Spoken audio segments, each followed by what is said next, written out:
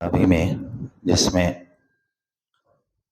22واں پارہ پورا ہوا اور 23واں پارہ 8 رکوع ہوئے، جس کے اندر سورہ قصص کی جو آیتیں پڑھی گئی تھی، جس میں حضرت موسیٰ علیہ السلام کا تھوڑا واقعہ بچا ہوا تھا۔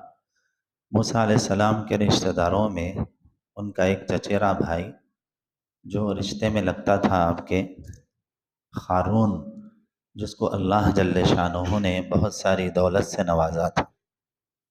ہارون کا خزانہ مشہور ہے ہماری زبان میں، جس کو ہارون کا خزانہ بھی مل جائے تو بھی اس کو دنیا چھوڑ کے جانا ہے۔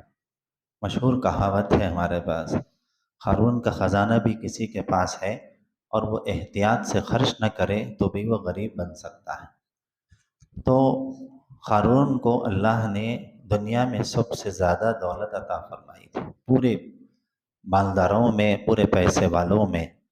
اس کو گھمنڈ تھا اپنے پیسے پر، کیونکہ انسان کی فطرت ہے، جب پیسہ نہیں ہوتا تو انسان کی گفتگو کا طریقہ الگ ہوتا، جب پیسہ آ جاتا ہے تو انسان کے بولنے کا انداز بدل جاتا ہے۔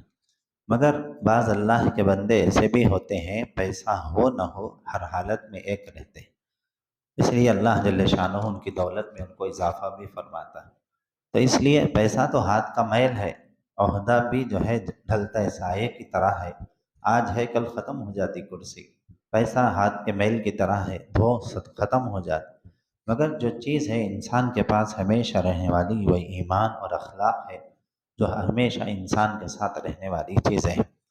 تو اللہ جل شانہ نے ہارون کو اتنا خزانہ دیا تھا کہ خزانے کا تو اندازہ کسی کو بھی نہیں تھا، بلکہ اس کو بھی خود نہیں تھا کہ اس کے پاس کتنا خزانہ ہے۔ اس کے خزانے کی چابیاں اس زمانے کے بڑے بڑے پہلوان لے کے چلتے تھے اور دیکھتے تھے کہ اس کے خزانوں کی چابیوں کا وہ اندازہ تھا، تو تالے کتنے بڑے تھے، اور جب تالے اتنے بڑے تو وہ اسٹور روم، وہ لاکرز کتنے بڑے تھے جس میں پیسہ رکھا جاتا تھا۔ اس کو خود اندازہ نہیں تھا کہ کتنا ٹنوں کا سونا ہے اور کتنا اس کے بعد کرنسی ہے۔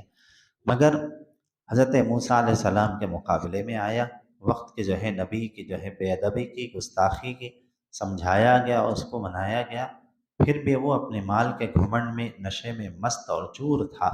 اللہ جل شانہ نے اس کو اس کی دولت کے ساتھ ہی زمین میں دھسا دیا، اور آج تک دھستا جا رہا ہے۔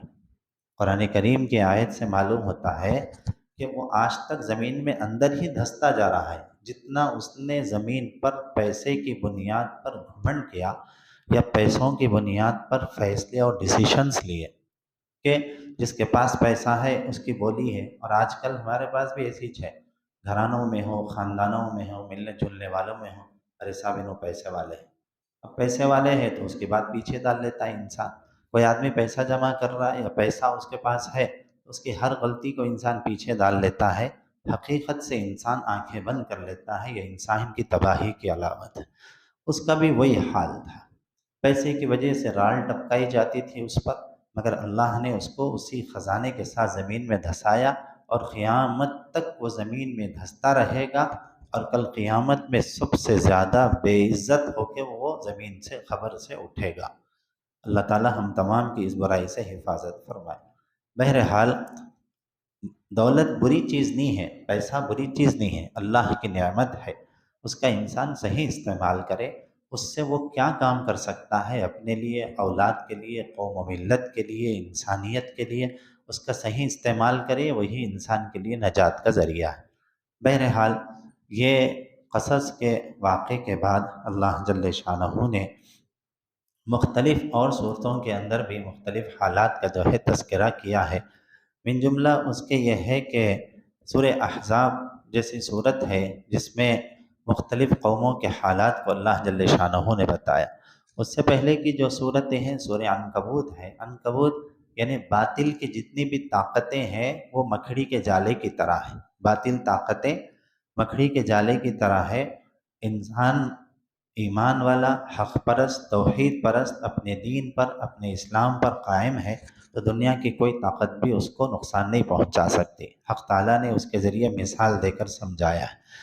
اسی طرح اس کے بعد کی جو صورتیں ہیں جس میں اللہ جل شانہ نے خاص طور پر جیسے حضرت لقمان علیہ والسلام کے حالات کا تذکرہ کیا، اور اس سے پہلے کی صورت میں سورہ روم جس کی بڑی بڑی طاقتیں تھیں اللہ نے ان کو تباہ و تاراج کر دیا۔ اس کے بعد نئے لوگوں کا تذکرہ کرتے ہوئے سورہ لقمان میں اللہ جل شانہ نے ان کی خوبیوں کا تذکرہ کرتے ہوئے کہ انہوں نے اپنی اولاد کو اور اس زمانے کے لوگوں کو کس طرح نصیحت کی اس کا تذکرہ کیا۔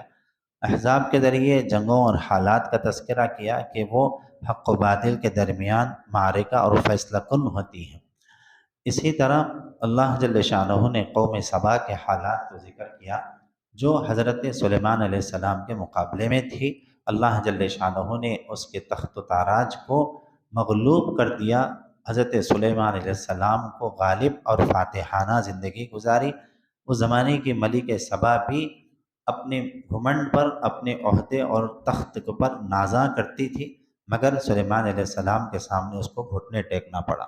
اللہ نے وقت کے بادشاہ اور پیغمبر کے سامنے اس کو زیر کیا۔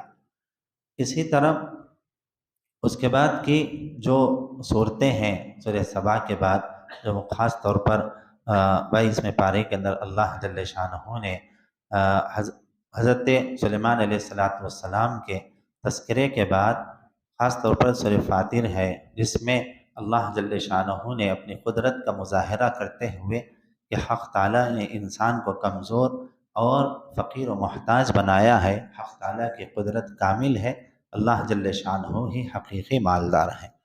اسی طرح سورہ یاسین میں اللہ جل شانہ نے انسان کی حقیقت اور اس کی پیدائش اور اس کی خلقت کا تذکرہ کیا ہے کہ انسان ایک نہ ایک دن ختم ہو جائے گا، اور انسان چاہے کچھ بھی کر لے وہ ایک نہ ایک دن موت کے گھاٹ اترے گا۔ اسی لیے سورہ یاسین کی تلاوت ہمارے لیے باعث برکت ہے۔ اس کے معانی پر غور کر کے بہت کچھ اللہ نے اپنی قدرت کا تذکرہ سورہ یاسین میں کیا ہے۔